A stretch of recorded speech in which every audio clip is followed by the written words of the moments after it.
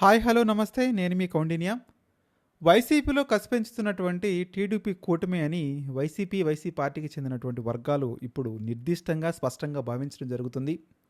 TDP కూటమి ప్రభుత్వం అధికారంలోకి వచ్చిన తర్వాత అపరిమిత అధికారంతో కొనసాగుతున్నటువంటి రెండు పార్టీలు ప్రజలకు ఇచ్చిన హామీలను నెరవేర్చేందుకు చక్కని హామీలను పరిపాలన కొనసాగించాల్సినటువంటి ఆవశ్యకత అయితే ఉంది. కానీ చంద్రబాబు నాయుడు నేతృత్వంలోని ప్రస్తుతం ఉన్నటువంటి ప్రభుత్వం కేవలం రెడ్ బుక్ రాజ్యాంగం మీదే నడుస్తుంది అని వైసీ పార్టీకి చెందినటువంటి కొందరు అభిప్రాయం వ్యక్తం చేస్తున్నారు. ప్రభుత్వం ఆలోచన ఎక్కడో దారి తప్పుతుంది, ఇప్పటికే దారి తప్పి చాలా దూరమే ప్రభుత్వ పాలన కొనసాగించింది అని కూడా చెప్తున్నారు. ఇప్పటికైనా తప్పుల్ని సరిదిద్దుకొని ముందుకు వెళ్ళకపోతే సరైన మార్గంలో ప్రయాణించడానికి బదులు అదే పంతాలో వెళితే గనుక రేపటి రోజుల్లో ప్రభుత్వాలు మారినప్పుడు జగన్మోహన్ రెడ్డి సీఎం అయిన రోజున ఇటువైపు టీడీపీ పార్టీకి, మరొక వైపు జనసేన పార్టీకి ఇబ్బందులు తప్పవు అనే విధంగా వైసీపీ పార్టీ నేతలు చేస్తున్నటువంటి ప్రసంగాలు, పెడుతున్నటువంటి కామెంట్లు సోషల్ మీడియాలో విస్తృతమైన చర్చకైతే వస్తున్నాయి. ఎలాగైతే 2 ఏళ్లకు పైగా పాలన పూర్తి చేసుకున్నటువంటి చంద్రబాబు నాయుడు ప్రభుత్వ తీరు గమనిస్తుంటే ప్రధానంగా రాజకీయ ప్రత్యర్థి వైసీపీని బయటపెట్టి భయపెట్టి తనకు అడ్డంగా లేకుండా చేసుకోవాలి అనుకుంటున్నారన్నటువంటి భావన వైసీపీ కార్యకర్తల్లో ముఖ్యంగా కలుగుతుంది. ఇక్కడే టీడీపీ ఆలోచన దారి మళ్ళుతుందా అనేటువంటి అభిప్రాయం కూడా వ్యక్తమవుతుంది. టీడీపీ అనుకున్నట్లు వైసీపీది భయపడే రాజకీయ మనస్తత్వమే అయితే కనుక 2009కు ముందే ఇలాంటి రాజకీయాల్ని వైఎస్ జగన్మోహన్ రెడ్డి ఎలా ఎదుర్కొన్నాడు అనేది కూడా వాళ్ళు ముందుకు తీసుకొస్తున్నారు. ఇక్కడ మనం ఎదుర్కొంటుంది చంద్రబాబు నాయుడిని, లోకేష్ను కాదు, తెలుగుదేశం మీడియాని, కొన్ని అనుకూల పత్రికలు, అధికార పత్రికలు ఇప్పుడు భయపెట్టి ధోరణిలో వైసీపీని ఆడుకోవాలి అని ఆలోచన విధానంగా ముందుకు కొనసాగుతున్నట్టుగా వైసీపీ వ్యూహాత్మకమైనటువంటి యంత్రాంగం కూడా ఇప్పుడు ఆలోచిస్తుంది. అందుకే వైసీపీ పార్టీ ఇంత ఘోరంగా ఓడిపోయిన తర్వాత కూడా ఇప్పుడు ఈ రకంగా టార్గెట్ చేయటం వెనక అధికార పార్టీ, అదేవిధంగా అధికార పార్టీకి చెందిన అనుకూల పత్రికలు, ఛానళ్ళు భయపడుతున్నారనేటువంటి వ్యూహాన్ని కూడా ఆఫ్ ద రికార్డ్ వైసీపీ నేతలు ఆలోచిస్తున్నారు. ఘోరంగా ఓడిపోయిన తర్వాత మళ్ళీ ఇంత చాలా త్వరగా వైసీపీ పార్టీ గెలవడానికి, రేసులోకి రావడానికి ప్రయత్నిస్తుంది. ఆ రేసులో ఎంత మాత్రం నిలబడుతుంది అనేది మనకు కొద్ది రోజుల్లోనే కనపడేటువంటి అవకాశం ఉంది. కానీ ఇంత స్పష్టంగా వైసీపీ పార్టీ అధికారంలోకి రావడానికి చేస్తున్నటువంటి ప్రయత్నాలను మాత్రం చాలా జాగ్రత్తగా గమనిస్తున్నారు కూటమి పార్టీకి చెందినటువంటి నేతలు.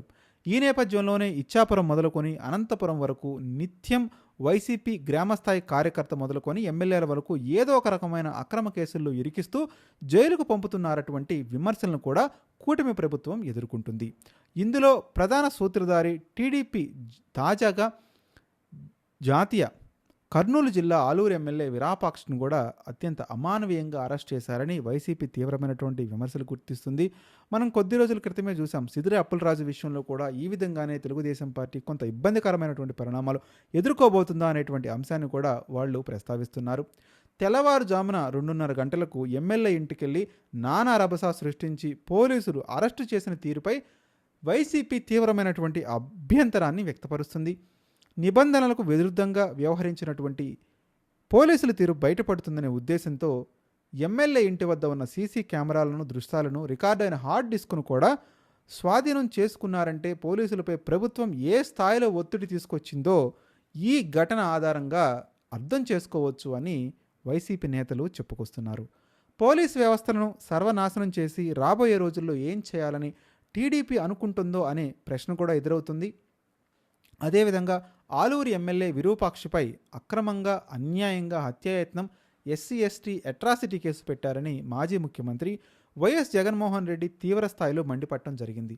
రోజులన్నీ ఒకేలా ఉండవని జగన్మోహన్ రెడ్డి హెచ్చరిక గమనించడం కూడా మనం గుర్తుంచుకోవాలి. ఆయన హెచ్చరికలను సులువుగా కొట్టిపారడానికి వీల్లేదు.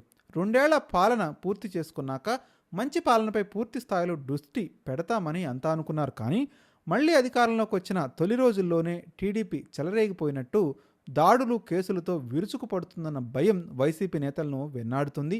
ఈ మొత్తం ఎపిసోడ్లో వైసీపీలోని భయాన్ని పోగొట్టడం తప్ప టీడీపీ ఏం సాధించింది, ఏమీ సాధించలేదు అనేటువంటి అభిప్రాయం కూడా ఇప్పుడు అధికార పెద్దల్లో కలుగుతుంది. ఒక పార్టీలో భయాన్ని పోగొట్టడం అంటే తమ గోతిని తామే తవ్వుకుంటున్నట్టుగా టీడీపీ అధికార నాయకులు కూడా అంచనా వేస్తున్నట్టు చెప్తున్నారు. మరీ ముఖ్యంగా వైసీపీ శ్రేణులు అధికారంతో సంబంధం లేకుండా దూకుడుగా వ్యవహరిస్తుంటాయి. అందువల్ల ఇప్పుడు తీవ్ర స్థాయిలో టీడీపీతో ఘర్షణ జరుగుతుంది. వైసీపీ కార్యకర్తలు నాయకులు లొంగిపోయేవారైతే ఈ పార్టీకి ఆ పార్టీ యొక్క మనుగడే ప్రశ్నార్థకమయ్యేది. కానీ అలా జరగకపోవడంతో టీడీపీకి దిక్కుతోచిన పరిస్థితి ఏర్పడుతుంది. ప్రతిరోజు ఏదో ఒక రకమైన కేసులు ప్రతిదాడులు చేస్తున్నటువంటి సందర్భంలో వైసీపీ ఏమాత్రం భయపడకపోగా తిరుగుబాటు ధోరణితో విజృంభిస్తున్నాడని చూస్తే టీడీపీ కూడా జీర్ణించుకోలేకపోతుంది. ఈ కేసులు భౌతిక దాడులు పుణ్యమాని కూడా రాష్ట్ర వ్యాప్తంగా వైసీపీ కార్యకర్తలు నాయకుల్లో కసి పట్టుదల రోజురోజుకి పెరుగుతున్నాయనేటువంటి అవకాశం దృక్పథం కల్పిస్తున్నట్టుగా కూడా రాజకీయ విశ్లేషకులు పేర్కొంటున్నారు. ఇదే టీడీపీ పాలిట డేంజర్ సిగ్నల్గా డేంజర్ బెల్స్గా మోగేటువంటి అవకాశం ఉంది అని కూడా ఆలోచిస్తున్నారు. వైసీపీ హయాంలో చంద్రబాబును అరెస్ట్ చేసినప్పుడు టీడీపీ శ్రేణుల్లో ఎంత కసి పట్టుదల కనిపించిందో, ఎలాగైనా అధికారంలోకి రావాలని కసితో పనిచేశారో, ఇప్పుడు వైసీపీలో ఎన్నికలకు 3 ఏళ్లు ముందుగానే ఎలాగైనా అధికారంలోకి రావాలన్న కసి పెరుగుతుందా అనేటువంటి అభిప్రాయం కూడా కనిపిస్తుంది.